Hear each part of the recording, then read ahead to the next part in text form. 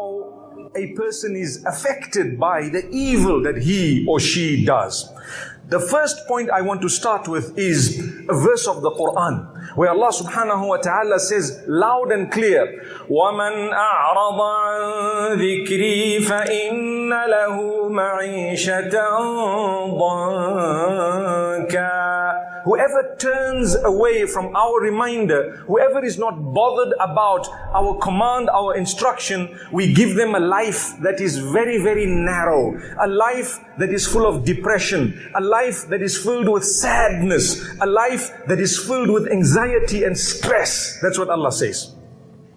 So the first effect of turning away from the command of Allah, or not fulfilling the command of Allah subhanahu wa ta'ala, engaging in the prohibitions. Remember, there are two things. To disobey Allah, one of two ways. Either you don't do what He has asked you to do, number one. Or you do what He told you not to do. Two ways. A person who stays away from prayer, for example, a person who does not give his zakah, a person who does not dress appropriately, those are sins for not having done what Allah instructed you to do. Then a person who commits adultery, a person who gambles, a person who eats interest, and so many other sins where Allah told you don't do this, and then one does it, that is the other type of sin. So Allah says, whoever turns away from us, from our reminder, the reminder includes both of these. We firstly give them a life that is filled with all forms of difficulty and hardship. Now one might say, how do I know that what I'm going through right now is a result of my sin, or it's just an ordinary test as a result of elevation of status? There is one main way of telling.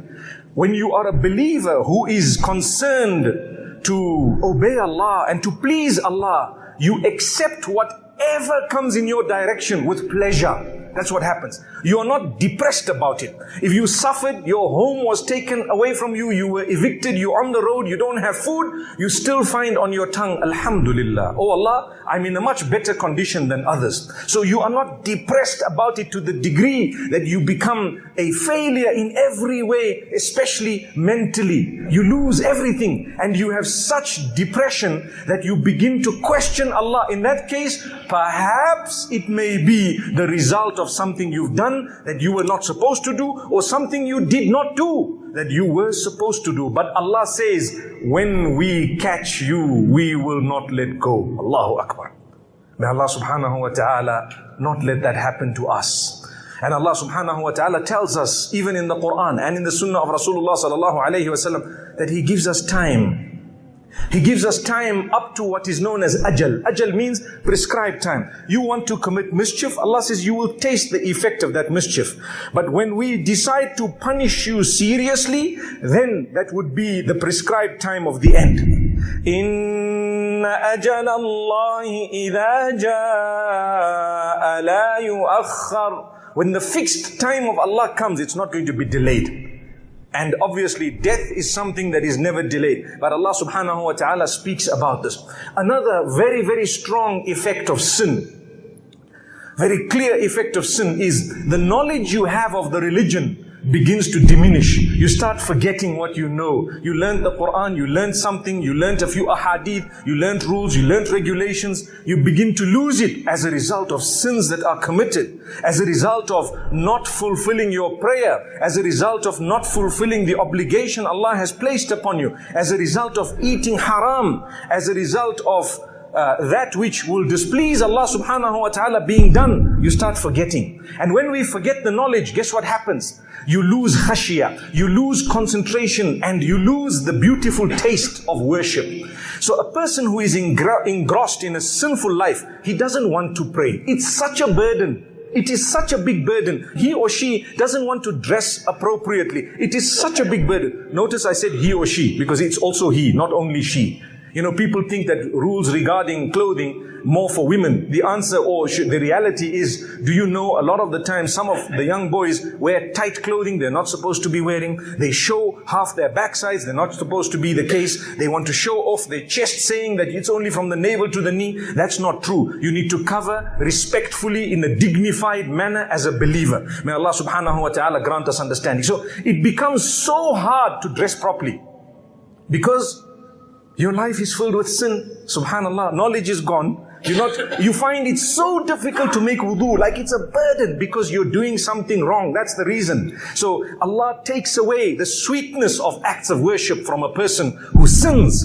And remember, I'm not going to go into every sin and what it is, because the list of sins is endless. Endless meaning so many things people could do. Sometimes a deed that appears to be good can become sinful if the intention is dirty. May Allah subhanahu wa ta'ala help us cleanse our intention. So to have knowledge snatched away, to have the sweetness of worship snatched away, then one sin leads to another. When you start committing sin, initially it doesn't feel like it's something so serious. Or should I say, initially it feels like, you know what, this was just a one-off, I'm not going to do it again. When you do it again and a third time, it becomes easier to sin. That's a result of the evil effects of the sins that a believer engages in. It becomes such that you just feel like carrying on. From this sin, you commit another one, and then you say, by the way, I am committing that. Let me just go into here. I went into the nightclub. Now there's alcohol. Let me just drink. Now that I'm drinking, there's a bit of drugs. Let me just do that. Now that that has happened, the adultery comes with it. Let me go. Before you know it, you are drowning in so many different sins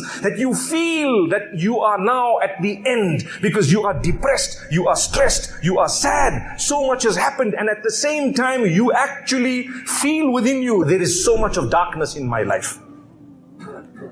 This is why the door of Tawbah is open. I know I will speak about it towards the end, but I need to mention it just in case someone dozes off near the end. May Allah subhanahu wa ta'ala forgive us.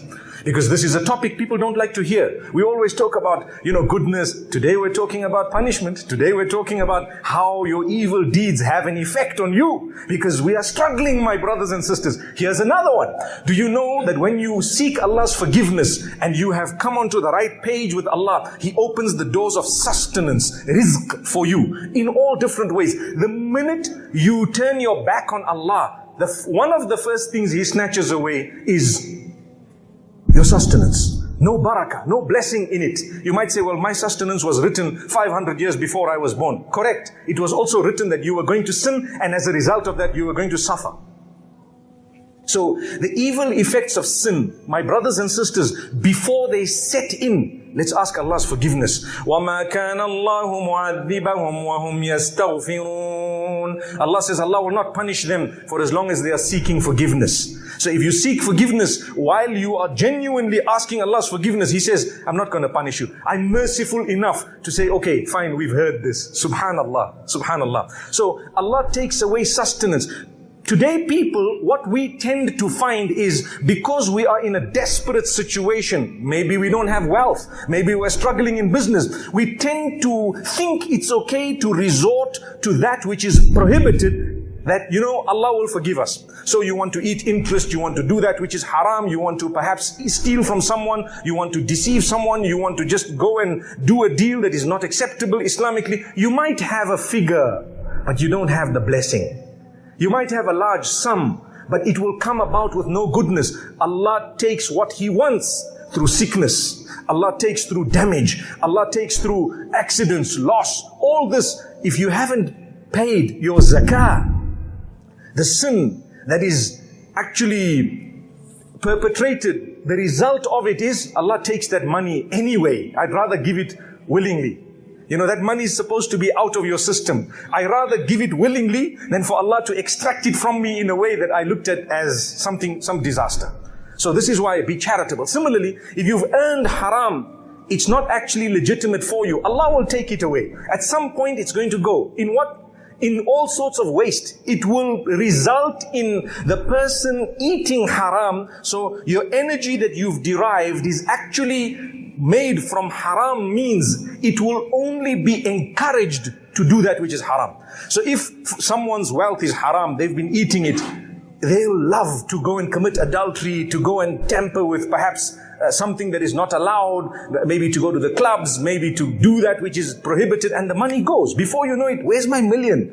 Well, how did you earn the million? If it was hard earned with your sweat, perhaps you would have been more conscious of where it was spent. But when it is not, and when you've got it through clandestine means, what do you expect when it comes to spending it? It's going to go. So Remember, in Islam, we are taught more important than the figure is the blessing of the Almighty. And that is clean and clear.